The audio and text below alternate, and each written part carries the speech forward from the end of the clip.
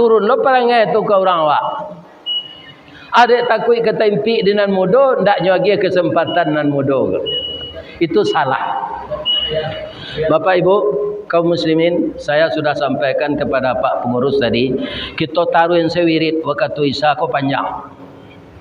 Because sembahyang bersambung balik latih hambanya. Kau ndak sampai siko salah berhenti ya leh. Iya kan? Nah, hamba sampai ke beliau Pak Zulkifli tadi. Sepakat ndak menaruhan? Ndak lama dah. Ya kan? Tapi kalau salat subuh kita wirid sebelum subuh, masuk subuh. Tu ditinggalkan salah wak. Cuma beko salat wak siko sadonyo jalari pulang. Akini bertanya ambo dulu sebelum kaji ko ambo lanjutan. Ada ndak dan baru nan datang malam kini ko nan baru nikah tadi pagi? Ada? Ndak ada dah. Ndak ada. Ndak.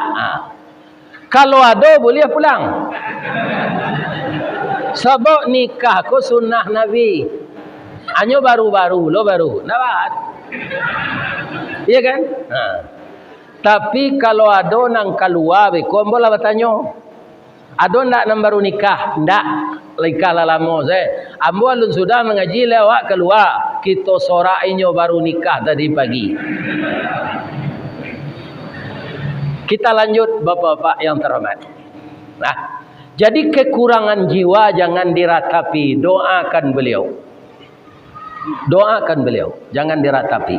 Nah, apa kata Allah lagi?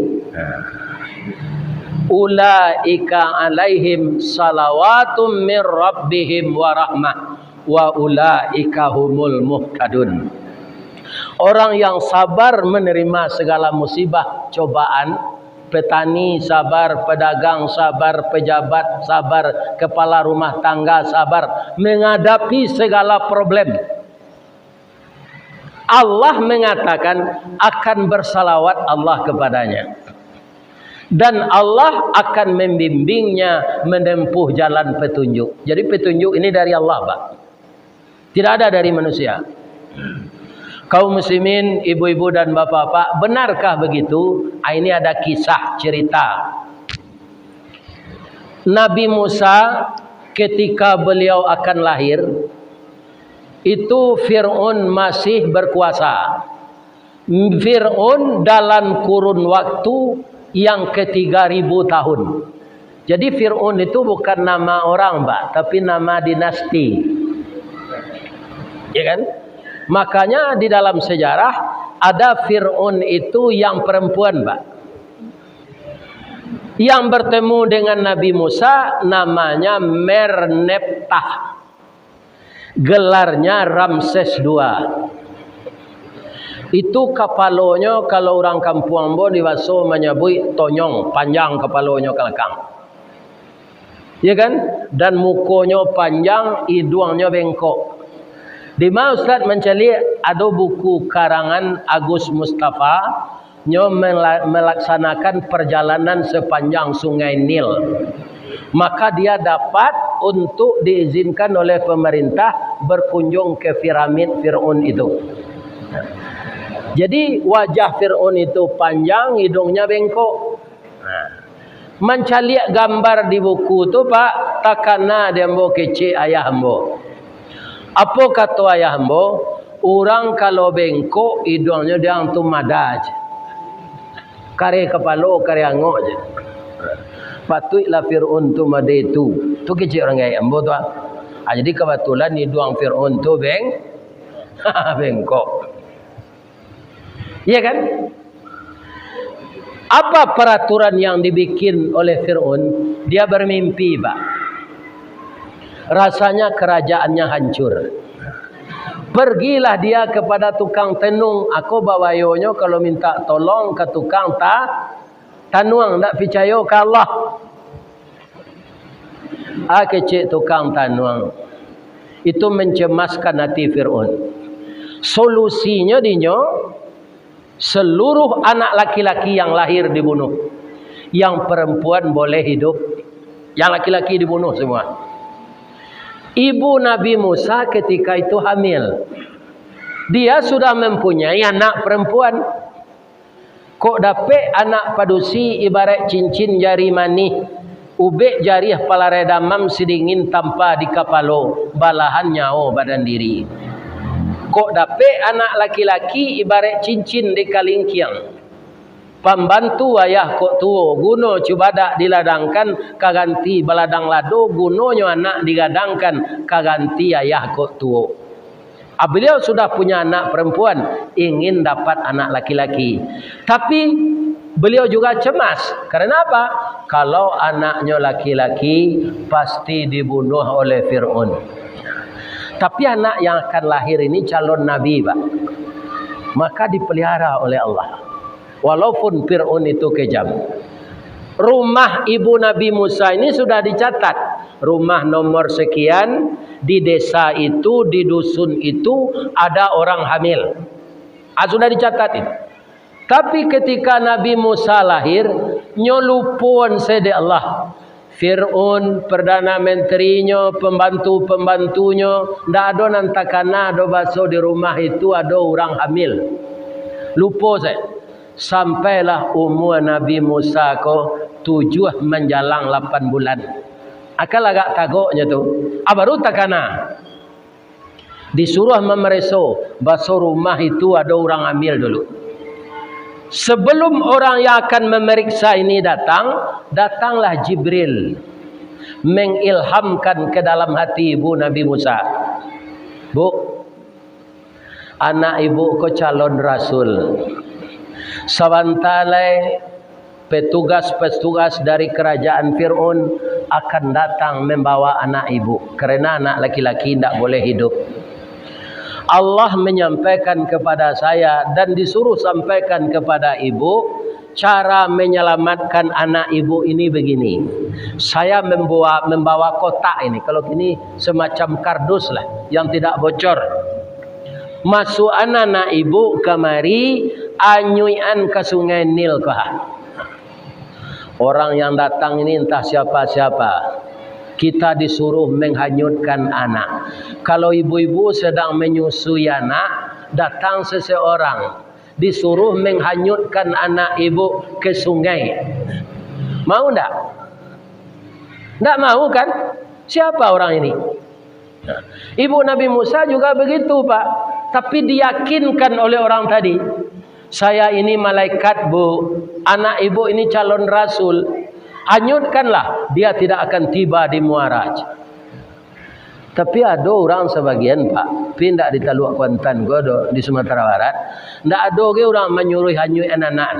Baitullahi anaknya masukkan ke plastik hitam, hanyutin ke tangan. Karena anak tu dapat di luar nikah. Nah, ini bapak-bapak malunya anjuan. Ya kan? Dengan rasa berat hati dan berdoa kepada Allah, dianyuikanlah anak dalam peti tadi. Menurut hukum malam, Pak, kalau anyui dari ulu pasti lapeh ke muaro. Tapi kali ini tidak. Dibelokan de Allah kardus tu ke istana Fir'aun. Pas tiba di tepi sungai, istri Fir'aun sedang mandi. Nampak dia kardus peti go. Nyo elo jo tangannya. Nyo boka tutuiknya. Kira ada bayi di dalam. Inyolah lama menikah jo Fir'aun. Ndak dapat anak. Kini dapat si anak dalam kardus. Gadang hatinya. Nyo gendong anak ko naik. Nyo imbon ke Fir'aun. Bang, awak dapat anak di batang air, bang. Sangat lucu anak ini. Kecik Fir'aun, laki-laki anak tu pedusi je. Laki-laki, bang. Kalau laki-laki harus dibunuh. Tak boleh, tu peraturan. Bang, kini awak tak beranak, lah dapat anak manga dibunuh. Kita peliharanya, bang. Tak bisa, kecik Fir'aun. Diambil padang, pak.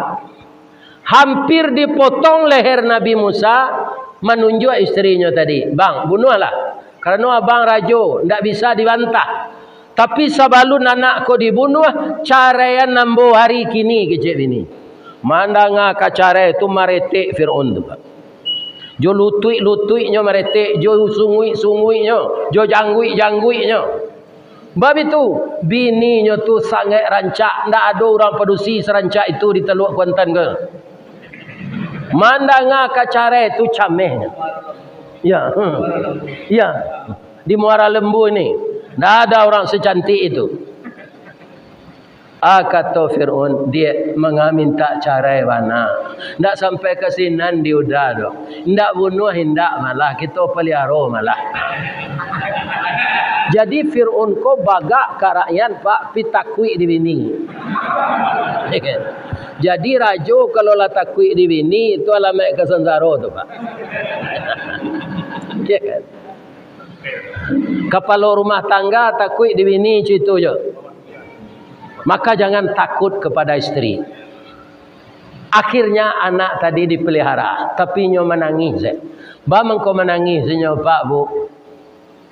Nyo taragak menyusu. Siapa yang menyusuan ni istri Fir'aun ko ndak beranak bayi dah.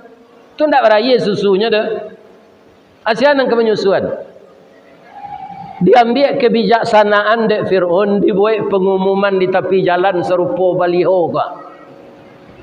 Siapa yang mau menyusukan anak raja datang ke istana. 3 fasilitas disediakan. Pertama, gaji diberi berapa cukup. Tak ada perusahaan kini membuat situ tu Pak. Malah nyok kurangi sejak corona. Gaji dia seberapa cukup. Itu yang pertama, fasilitas. Yang kedua, tinggal di istana selama menyusui. 2. Yang ketiga, PBB tidak membayar. Babondong-bondong lah ibu-ibu datang ke sinan tunan punya bayi.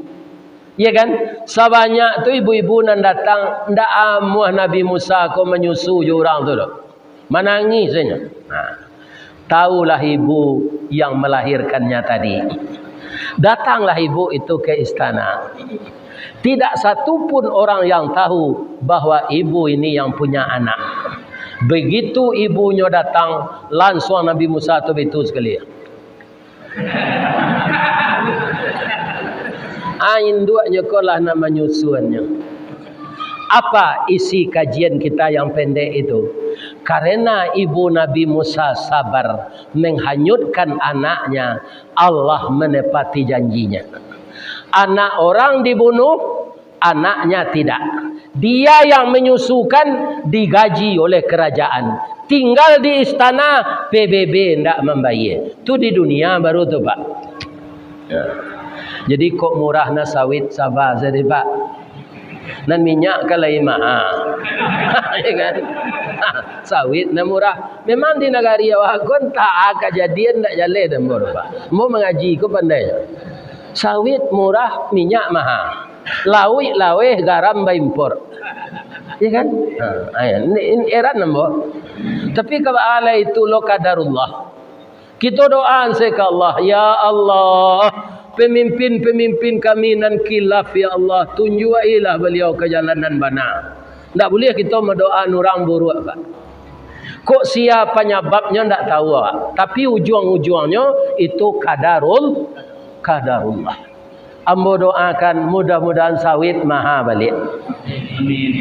Apa yang ditanam di bumi Muara Lembu ke, batangnya gadang, dahannya rampak, rantiangnya daunnya rimbun. Dari salo daun keluar bunga. Bunga putih cebintang timur. Bunga jatuh putih keluar dari mudo sampai lemasak. Bagalui kilo je timbangan arago tatakok dinan maha. Mudah-mudahan baitu nang ketibo lai. Amin. Ya Rabbal Alamin. Itulah Bapak-bapak tausiah kita malam kini. Mudah-mudahan bermanfaat untuk saya yang menyampaikan. Dan disampaikan pula pahalanya untuk ibu dan ayah saya dan istri saya. Bapak-bapak dan ibu-ibu juga begitu. Yang mengikuti ini didoakan oleh malaikat semenjak datang tadi. Sampai selesai salat Isya, ibu-ibu tiba di rumah di janjang, ndak berhenti malaikat mendoakan, ya Allah, ampunkanlah dosa-dosa jamaah Masjid Besar Al-Muttaqin Desa Muara Lembu ini ya Allah. Kecik malaikat, cie malaikat maminkan beribu-ribu berjuta-juta malaikat maminkan doa malaikat dan seorang tadi. Mudah-mudahan semua kita mendapatkan rahmat dari Allah. Subhanaka Allahumma rabbana wa bihamdika asyhadu an la ilaha illa anta astaghfiruka wa atubu ilaih. Banyak maaf. Assalamualaikum warahmatullahi wabarakatuh. Mari kita doa bersama. Na'udzubillahi minasyaitonir rajim. Bismillahirrahmanirrahim. Alhamdulillahi rabbil alamin. Wal aqibatu lil muttaqin. Wassalatu wassalamu ala asyrafil mursalin wa ala alihi wa sahbihi ajmain. Allahumma ya Allah ya Rahman ya Rahim, irhamna ya Allah. Ya salam ya salam, salimna ya Allah. Ya Allah yang Maha Agung, pada malam ini di Masjid Besar Al-Muttaqin, kami para jamaah adalah hamba-hambamu yang lemah ya Allah, yang kadang-kadang kami tidak sabar menerima musibah dan juga lupa mensyukuri nikmat Engkau. Untuk itu di dalam masjid yang suci ini ya Allah, kami menadahkan tangan kehadirat-Mu.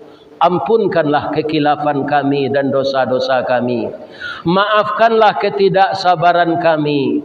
Dan jadikanlah kami hamba-hamba-Mu yang banyak bersyukur ya Allah. Ya Allah yang Maha Pengampun, ampunkanlah dosa kami, dosa kedua orang tua kami yang mendidik dan membesarkan kami semenjak setetes mani sampai segumpal darah, sampai sebongkah daging, terus kami berumur 9 bulan 10 hari, terutama ibu kami dalam pesakitan antara hidup dan mati melahirkan kami ya Allah. Kemudian menyusui kami, berangsur-angsur kami dididik sekolah dan mengaji sampai kami dewasa seperti ini. Tapi ada sebagian orang tua kami ya Allah yang telah terbujur kaku di kubur. Ekonomi kami mulai bapan, tapi kami tidak bisa membantu beliau. Maka sampaikanlah doa kami ini, terimalah doa kami, agar kedua orang tua kami lepas dari fitnah kubur dan azab neraka. Masukkanlah beliau ke dalam surga-Mu ya Allah. Ya Allah yang memberi segala permintaan, jadikanlah rumah tangga kami rumah tangga yang sakinah, mawaddah warahmah. Jadikanlah anak kami yang laki-laki anak yang saleh. Jadikanlah anak kami yang perempuan anak yang salehah. Indalkanlah mereka ya Allah dari narkoba, dari minuman keras, dari perzinaan, dari lesbian, dari LGBT. Jauhkanlah generasi muda kami dari perbuatan maksiat dan mungkarat. Ya Allah, umumnya kami sebahagian di desa ini adalah petani ya Allah. Suburkanlah tanaman kami, banyakkanlah buahnya, mahalkanlah harganya, agar apa yang kami lakukan membawa berkah kepada keluarga kami. Hanya kepada Engkau kami minta tolong ya Allah. Engkau zat yang berhak kami sembah. Kabulkanlah doa kami dan kabulkan permintaan kami. Rabbana amanna bima anzalta wattaba'na ar-rasula faktubna ma'asyahidin. Allahumma inna nas'aluka ridhaka wal jannah wa na'udzubika min sakhatika wan nar. Rabbana atina fid dunya hasanah wa fil akhirati hasanah wa qina adzabannar. Subhana rabbika rabbil izzati amma yasifun wa salamun alal mursalin walhamdulillahi rabbil alamin. Banyak maaf. Assalamualaikum warahmatullahi wabarakatuh.